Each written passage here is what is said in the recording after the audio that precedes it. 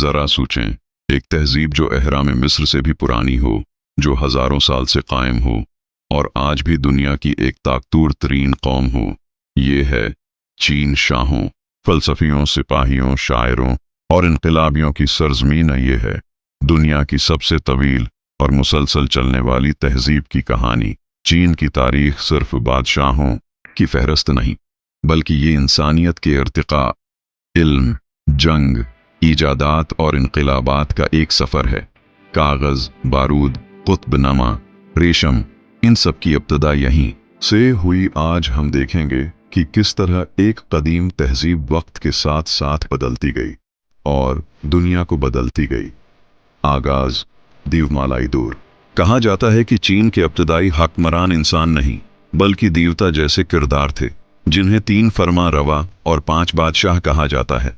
ये वो लोग थे जिन्होंने इंसानों को काश्तकारी, लिखाई और हुकूमत करना सिखाया। अगरचे ये महज दीवमालाई कहानियां हैं, लेकिन उनके पीछे छिपी हकीकत यह है, चीनी तहजीब की जड़ें बहुत गहरी और कदीम हैं। शंग और जो खानदान, निज़ाम और इंतशार। 1600 कबल मसीह में शंग खानदान ने तारीख में पहला बाकायदा निज़ाम कायम किया। उन्होंने कांसी के बर्तन बनाए, जानवर कुर्बान किए और पहली तहरीरी जबान की बुनियाद रखी। आन के बाद जो खानदान आया, जिन्होंने आसमानी हक़ हुक्मरानी का नजरिया दिया, यानी अगर बादशाह इंसाफ न करे तो अवाम उसे हटा सकते हैं। मगर वक्त के साथ ताकत कमज़ोर हुई और चीन मुख्तलिफ रियासतों में बंट गया। जंगी रियासतें और चीन सल्तनत फिर शुरू हुआ। जंगी रियासतों का दौर, जहां सैकड़ों छोटी रियासतें एक दूसरे से बरसरीपिकार थीं।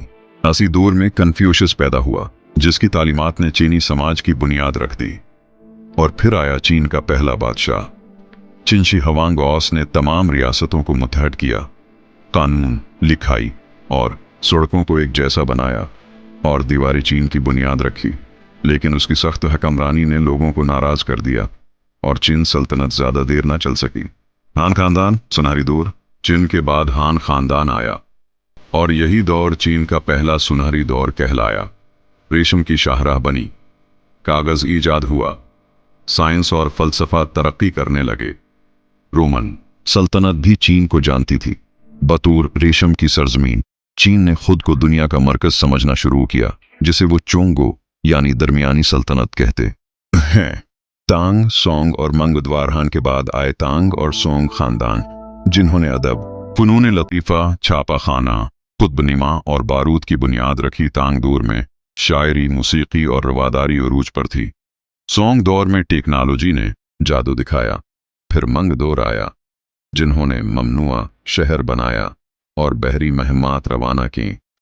गैरों की हुकूमत, मंगोल और यवान दौर। लेकिन 13वीं सदी में आया एक तूफान।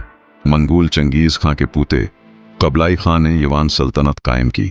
यह पहला मौका था कि गैर मुल्कियों ने चीन पर हुकूमत की। लेकिन तरक्की जारी रही, तजारत बढ़ी और यूरोपी सियाह जैसे मार्को पोलो चीन तक पहुंचे। जवाल और इनकलाब वक्त के साथ साथ कंग खानदान ने हुकूमत संभाली। लेकिन 19वीं सदी में चीन जवाल का शिकार हुआ। आफियों की जंगें हुईं, बैरूनी ताकतें दाखिल हुईं और अंदरूनी बगावतें बढ़ गईं। आखिरकार 1912 में आखिरी बादशाह ने तख्त छोड़ दिया और चीन एक जमहूरिया बन गया। लेकिन अमन न आया। जंगें, बगावतें और जापानी हमले चीन को कमजोर करते गए। कम्युनिज्म और जदीद चीन। 1939 में माओ ज़ेतुंग की क़ियादत में कम्युनिस्टों ने इक़्तिदार संभाला। अवामी जमहूरिया चीन वजूद में आया। माओ के दौर में कई बड़े तजुर्बे किए गए, जिन्होंने तरक्की भी दी और तबाही भी। सकाफती इनकलाब और अजीम छलांग जैसे मंसूबे लाखों जिंदगियां ले गए।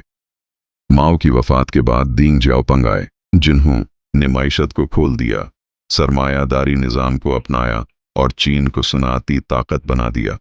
आज का चीन एक ऐसी कौम है जो कदीम भी है, जदीद भी।